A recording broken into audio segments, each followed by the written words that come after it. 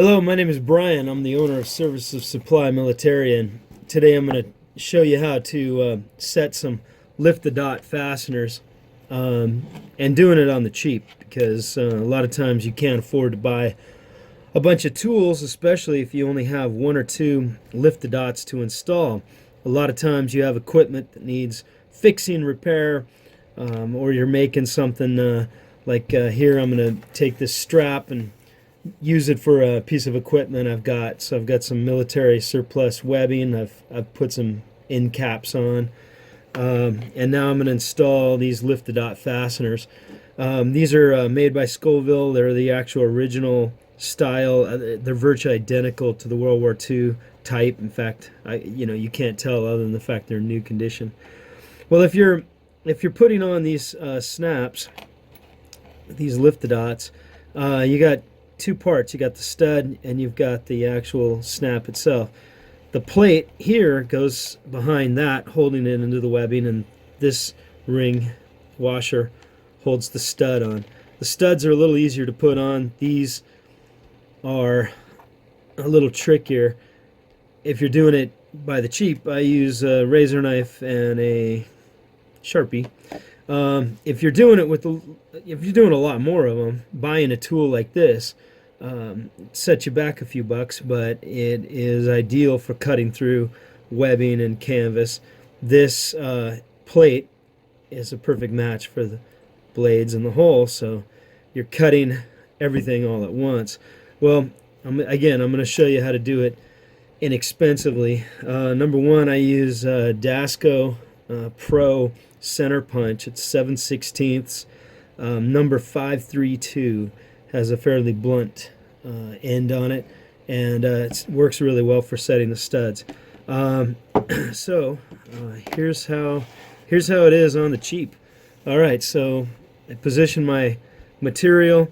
I want the lift-the-dot, in this case, going backwards, because I want to be able to snap it off, but not snap it this way. That's the typical way things snap, but I want it to snap that way so it doesn't accidentally come undone.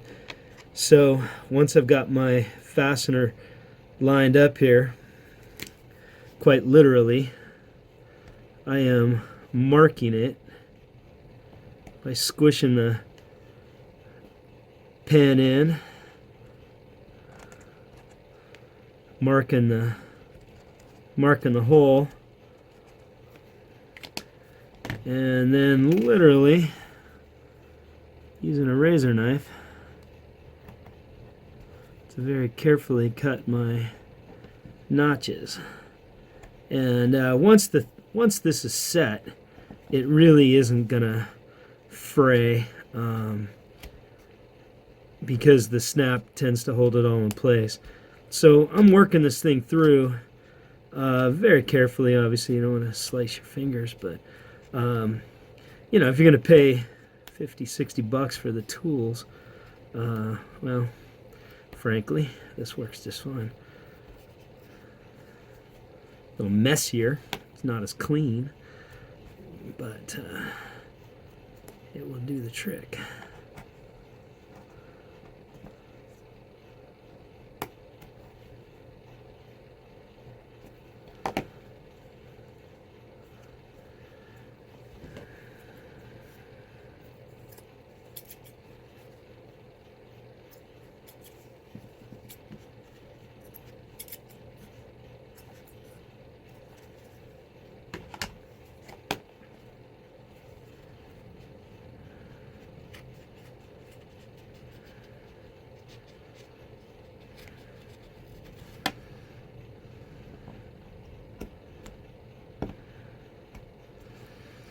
Almost lost track of my side slices here, but not really.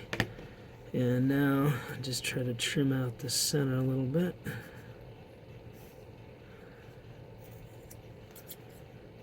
All I have to do is have enough space for that stud to go through. So now, find the holes. So my lift-the-dot goes in. The plate goes onto the back here, and you got to hold that baby down fairly tight. I always do light taps at first, till it bends over.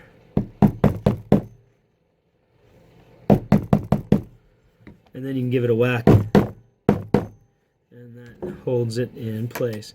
And you can see the stud goes right on through, no problem. Not easy, but it works. And you can see it looks fairly clean, holes intact. Okay, so now to the other side. All right, again, I want my strap to come over. I want it to snap here. What I use also, this is a grommet set plate. So this is the device you set your grommets in, and you can pick these up at any hardware store. I don't know, $6-7, and comes with a set of grommets, the kind of grommets you put into tarps.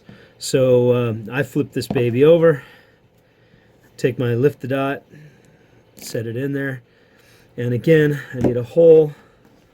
So I am literally going to cut another hole here with my razor knife. Again, it's, if you got a hole punch, obviously much better, but again, this is showing you how to do it on the cheap without a bunch of crazy tools. So there's my hole, and this is fairly heavy, thick military webbing. Okay, so make sure it's the right direction. It'd be dumb to hook it on the wrong way. Alright, so slide that in, place this over the top, and again, this is where the expensive stuff just doesn't pay. Holding this in place, I also hold down the washer with my fingers, holding the tool balanced so I can give it a whack.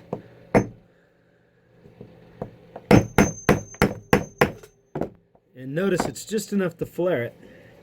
This tool, the tip, just does a great job of flaring that out.